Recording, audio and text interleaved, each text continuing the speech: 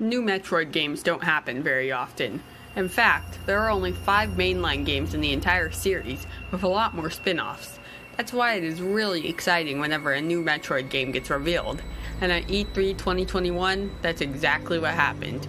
We got a game called Metroid Dread revealed that was actually originally planned to be on the DS, but got delayed to a later console because the hardware wasn't good enough. However, now the hardware is good enough for the Switch, and it's finally time to see how good Metroid Dread really is. Also, I haven't played much Metroid at all, so keep that in mind. Hey guys, that's Gaming8, and today I will be reviewing Metroid Dread, the ultimate Metroid game. I admittedly don't know too much about the story of Metroid Dread, as I haven't completed any other Metroid games, but I'm basically just going to explain what I read in the Metroid wiki. So, yeah. So basically the story takes place after Metroid Fusion. An anonymous person sends footage to the Galactic Federation of X-Parasites still on planet ZDR. To test if this is true or not, they sent Emmys to the planet, but the Emmys seem to have disappeared, as they had no signal from them. Samus has to go and investigate the planet because of this, as she is the only one immune to the X. That's basically just the opening cutscene of the game, but that should give you an idea of what the story's like. The story gets much deeper than that, and it is a very interesting story even to a new player like me, but it's a lot better if you have played Metroid games in the past. Next, I'm going to talk about all the upgrades you can get in this game, as there are a lot of them, and it is one of my favorite parts of this game. All the way up until the end of the game, you're still unlocking new attacks, and I really like that, as it makes progressing through the game way more interesting and unique than most other games. Anyways, I will briefly talk about every one of these major upgrades. Spoilers for a few endgame upgrades. They have nothing to do with the story, though. The charge beam is the iconic shot that does more damage but takes longer to charge up. Pretty simple. With the spider magnet, you can hang on to and climb up any blue walls or ceilings. The phantom cloak lets you become completely invisible for a short bit, which is really good for hiding from the enemy or other things. The Various suit is a very simple suit that simply allows you to not melt in very hot rooms. The grapple beam lets you grapple a blue block object that can be useful for either breaking those previously mentioned blocks or hanging onto them, the ceiling, making for some fun parkour. The screw attack simply gives your jump an attack so you can attack enemies while in midair. The morph ball lets you shrink into a tiny ball, making you be able to fit into small gaps.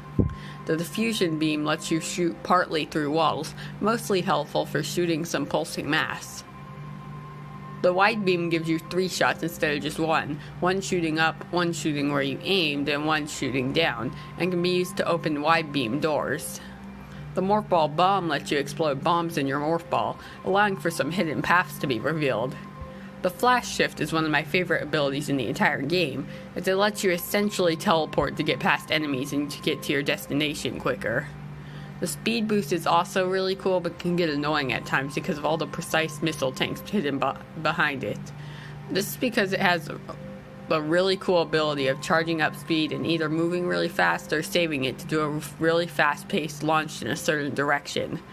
The gravity suit lets you survive in freezing cold temperatures, as well as allowing you to be unaffected by being underwater, which is really nice. The storm missile allows you to lock onto certain targets at once with your missiles.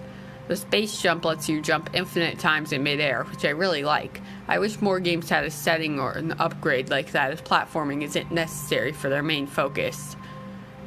The wave beam's main purpose is to open a new type of door, but I believe it also allows you to shoot through walls fully. The super missile is an upgrade of missiles that is more powerful and allows you to open a certain type of door. The spin boost lets you double jump. Obviously this becomes before space jump, but still. The ice missile allows you to freeze some enemies and make it past some weird fire barrier things. The pulse radar scans your screen for any hidden blocks you might be missing that could reveal secrets. The cross bomb is an upgrade to the morph ball bombs that allows you to shoot bombs in rows and columns. The plasma beam allows you to open yet another type of door, as well as letting you shoot straight through enemies. And finally, the power bombs are an extremely powerful bomb that takes a while to charge but will kill or severely hurt anything on your screen when exploded. Well, that was all the upgrades, and honestly, I enjoy using all of these, even if the majority of them are just simply to make sure you don't get too far ahead of where you're supposed to be in the game.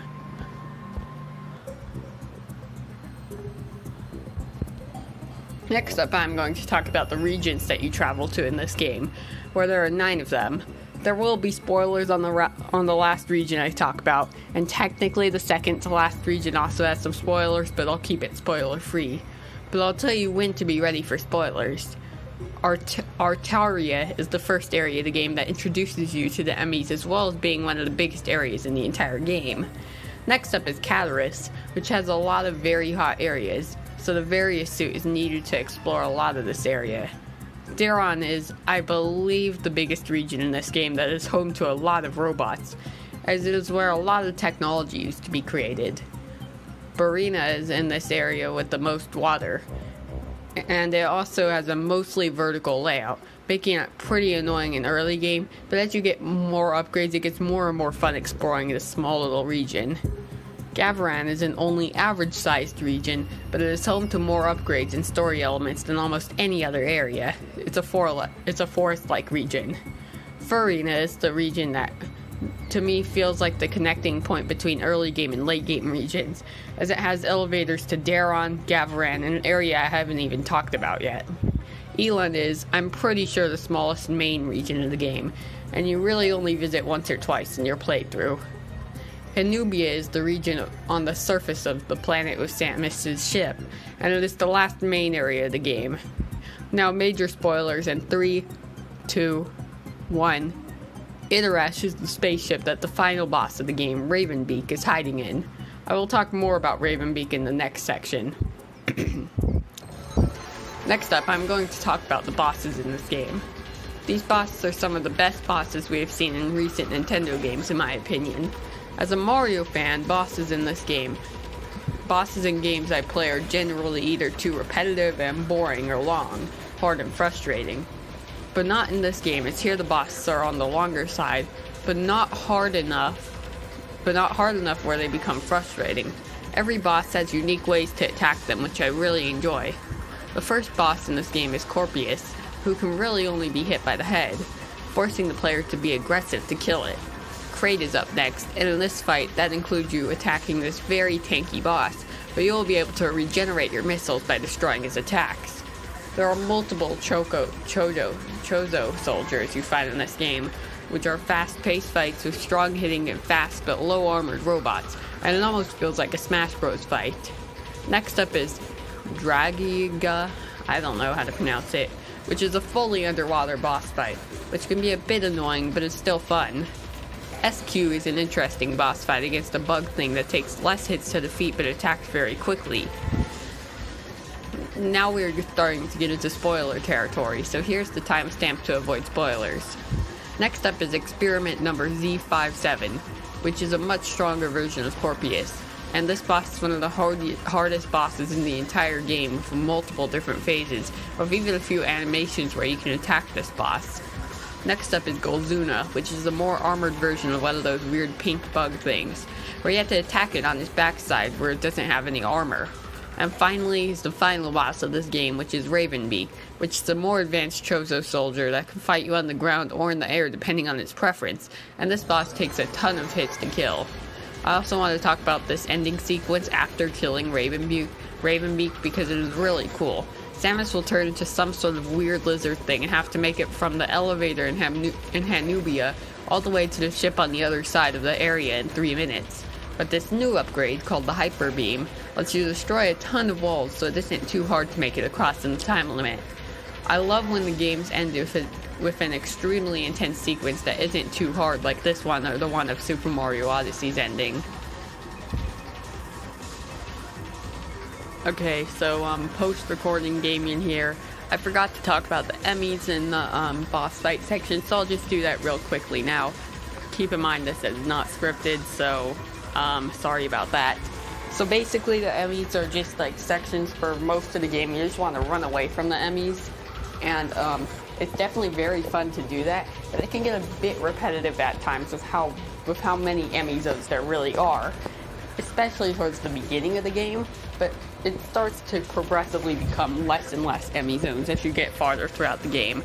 So I don't think it's necessarily a bad thing. But yeah, you kill these Emmys with plasma launcher cannon things. Basically a super strong plasma cannon that you can only get after defeating the central unit of the area, which is a very easy boss fight. But yeah, that's basically the Emmys. So yeah, now you're going to be moving on to the visual section. Onto the graphics, and I was surprised to find out that I actually have a pretty controversial opinion about the visuals of this game. I personally thought the graphics looked pretty good in this game, but I was surprised to find out that a lot of people think that these visuals are bad. One person I saw even compared it to Metroid Samus Returns, and people said that Metroid Dread looks similar to it. I don't know about y'all, but Metroid Dread looks miles better in my opinion. And before you say anything, yes, I know I'm a Pokemon fan. However, if you think that these graphics are mediocre and similar to these graphics, I'm sorry, you're just a bit too picky. This is the Nintendo Switch after all, which isn't designed to be as good visually as the Xbox Series X or PlayStation 5. I mean, I don't think these graphics are outstanding or anything, but I never had a problem with them. The visuals stay pretty consistent throughout the game, and I think that's a huge positive, as some games on the Switch like Pokemon Legends Arceus have some very good looking areas and some that just look straight up bad. So in conclusion, I like the visuals a lot, but was honestly surprised to see they're disliked by a lot of people. Last but, honestly probably least, we have the soundtrack. The songs in this game definitely aren't bad, and there are a few great ones, but the themes are nothing I would listen to in my free time. Don't get me wrong, some of these themes like the Emmy Chase or the Chozo Warrior fights have really good songs, but the majority of these songs aren't really interesting enough to be super good for me. I know this is a really short section, but I honestly don't have anything else to say about the music in this game. In conclusion, this game has amazing upgrades, bosses, regions, as well as some pretty solid but controversial visuals with a somewhat meh soundtrack. This game isn't perfect. It's not exactly like Pokemon Legends Arceus that everything it tried worked. I do have some problems with this game, and that's okay. But when this game is good, it's really good. Overall, for being a 2D game, this game is very close to perfecting the genre. Overall, I give the game 9 out of 10 stars. Very strong game that definitely has some flaws, but it has a lot of highlights. So anyways guys, this video is going to be done. Like, subscribe, and turn on notifications. Bye bye.